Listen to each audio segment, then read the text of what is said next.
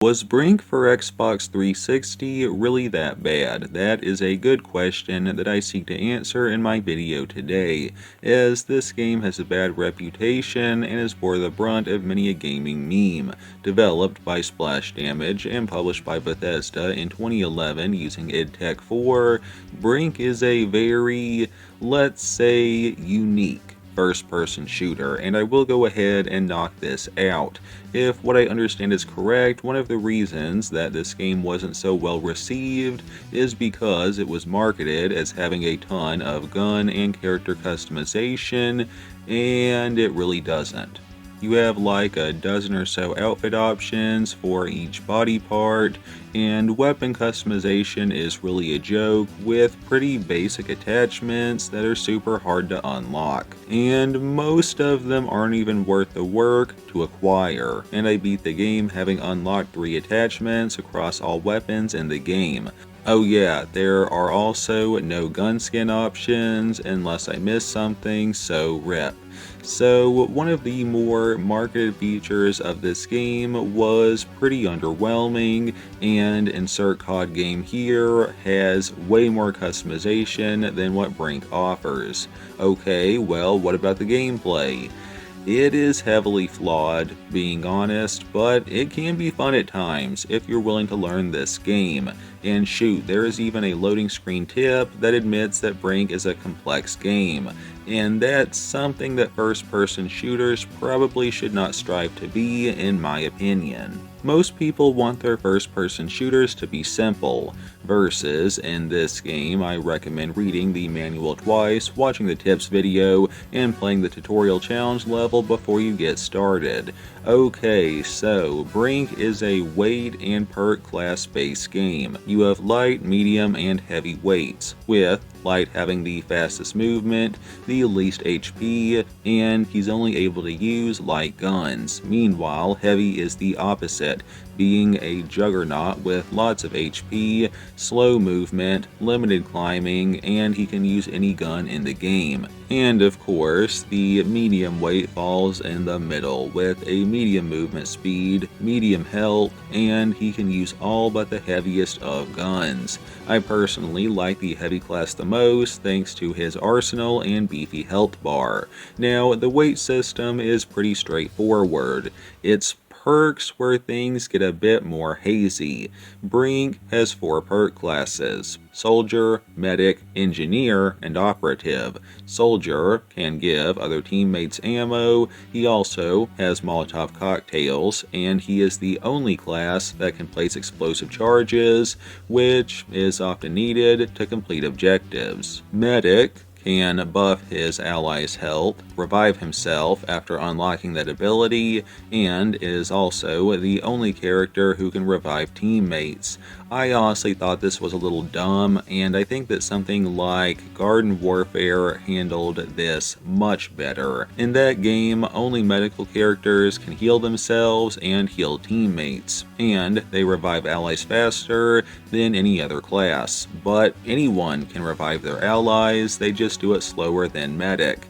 And I just think it was really dumb how only the Medic can revive allies, but he doesn't even revive them. He just throws a syringe at down teammates and then they revive themselves, which again just felt dumb. And he has to wait for his syringe meter to refill before he can help up fallen friends. I cannot tell you how awkward it is to be standing around 3 down teammates as a medic and not being able to do anything because I'm out of heals. Again, I think GW handled this better, and there is no revive cooldown nonsense. As for Engineer, no, not the final boss from the dishwasher, this class was probably the best of the 4. The Engineer can increase his weapon damage, increase his allies' damage, place mines, repair stuff, which is often an objective, build barriers, and, most importantly, build really OP turrets. Now, you don't have turrets unlocked right off the bat, but they are essential for defensive objectives, where you have to hold down an area, as they can dish out hefty damage and they help cover your back. And finally, Operative, the most useless of the bunch in my opinion. He can hack stuff, and he can disguise as enemies for a few seconds. His only real use is that a objective is to often hack something, and then you have to play as him.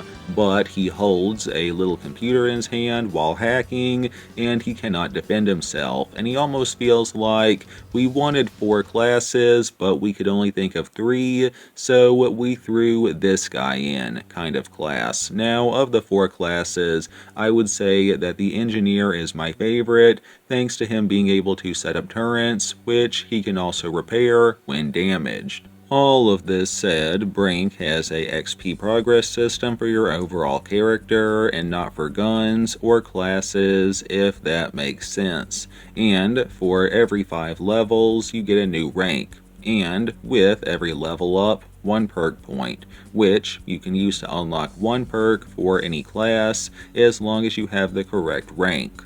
And these perks could be things like a universal upgrade, which lets you reload while sprinting, or a engineer upgrade, which lets you put out 2 mines at once instead of just 1. So yeah, this isn't exactly your pick up and go Halo or COD experience, and I'm just getting started. Now, I did mention the underwhelming weapon customization earlier. I still stand by calling it underwhelming, but Brink does have a fair arsenal of guns to choose from, being LMGs, ARs, snipers, pistols, and more, although I'm not sure what my favorite gun was. But at least Brink does give you quite a few options, and of course, you can carry 1 primary and secondary gun at all times. You also carry a single grenade, which recharges over time, and you can unlock new nade types, like EMPs or flashbangs, but I really just stuck with basic frags. Okay, for the story. Brink is divided into 2 campaigns that tell a somewhat intertwining story about a world where rising sea levels caused civilizations, at least as we knew it, to more or less go extinct. But a floating city named the Ark was safe, as it had been in development before the floods, and it was designed to more or less be a giant, self-sustaining artificial island. Well, thousands of people in boats find the Ark and board it, but over time, the resources of the Ark wear thin, as it wasn't designed to support all the people on it, and the Ark is divided into 2 factions: the rich founders who built and designed it, and they're protected by security, and the poor folks, who form a resistance movement to overthrow security and the founders, and to escape the Ark in search of other societies. But you later learn that the founders knew that other societies had survived, but they were vicious murderers who could overpower the Ark and kill everyone to take it, which is why they won't let anyone leave. You also learn that some security members had previously left the Ark in search of life, only to be caught and tortured to death over the location of the Ark, which they refused to give. Anyways, you play both campaigns, security and resistance, and in one, the security force holds back the resistance movement, and they succeed in keeping the Ark a secret. And in the other, the resistance overpowers security, leaves the Ark, and it's implied that the Ark is invaded. There's also a couple non-canon bonus missions that cover alternate scenarios. Okay, now for the missions themselves. Brink plays a bit like a giant game of gardens and graveyards in the Garden Warfare series, in that for every mission, one team is attacking an objective and another is defending while running on a timer. and if one team is successful in attacking, the game might roll to the next objective. Or, if the defense holds strong and doesn't let any attackers through, the level might end after just one objective. Now, in Brink, you have to work with sometimes brain-dead AI teammates who you cannot command, which would be frustrating as they would often just ignore the main objective and they would leave you to bum rush it solo with the entire opposing team hunkering down at the main objective. This could have been fixed by simply letting you command the AI, or on MP, you can talk with your teammates and coordinate, but it could be a little dicey playing offense on solo. That said, the AI is actually really good at defense, so defensive missions were usually a breeze. Now, every mission had some side objectives, but I rarely mess with them, and that's usually what the AI would be off doing on attack missions, running amok on the side content and ignoring the main game. But even with this, I was able to beat all levels on the normal difficulty, although some were very hard thanks to the AI refusing to help me on offense. Oh, and by the way, this co-op focused game has no local co-op, probably Bethesda just trying to sell more copies. Anyways, apart from the main campaign, you had custom campaign and challenges. The custom campaign was just campaign levels with house rules, and challenges were very tough arenas where you had to do sometimes tedious objectives to get weapon upgrades, and I didn't mess with them too much, as again, I didn't really feel like the upgrades were worth it.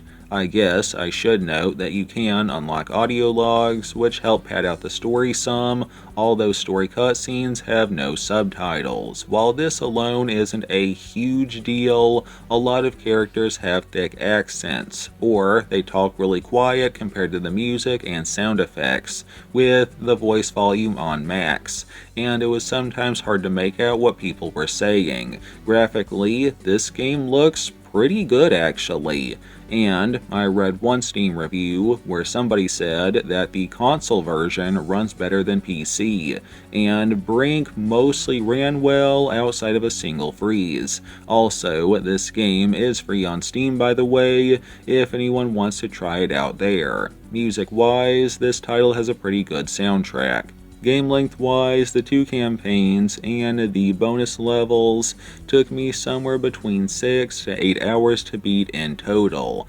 All things said, was Brink really that bad? I mean, it is flawed, largely thanks to the brain-dead AI in a heavily co-op focused game, but I feel it'd be a bit better with friends. The combat is overall fun, although it takes some getting used to, but I overall enjoyed Brink, and I give it a 7.8 out of 10 by my grade scale. Not amazing, but also not horrible. Now, a couple of notes apart from my review. I don't know how true this is, but I read a former QA tester said that the developers ignored everything that they said and made the game how they wanted it.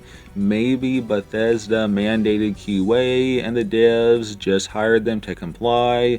Who knows? Also, this game did have a Doom and a Fallout mashup DLC, but they've been delisted on Xbox with the store closure. As far as similar games I could recommend, you might like Quake Wars or Garden Warfare 2, which I have reviewed. Link to that video in the end card if you want to check it out.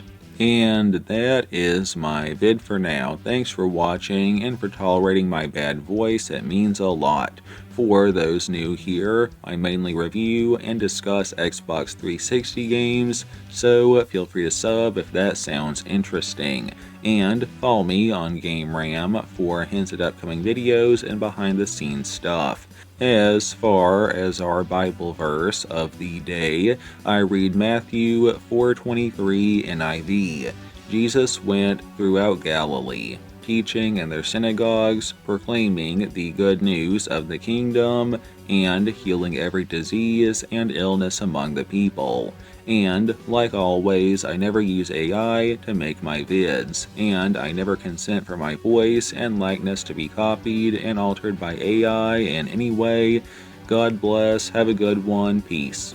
You have like a dozen or so outfit options, and most of them aren't even worth the work to acquire, and I beat the game having unlocked 3 attachments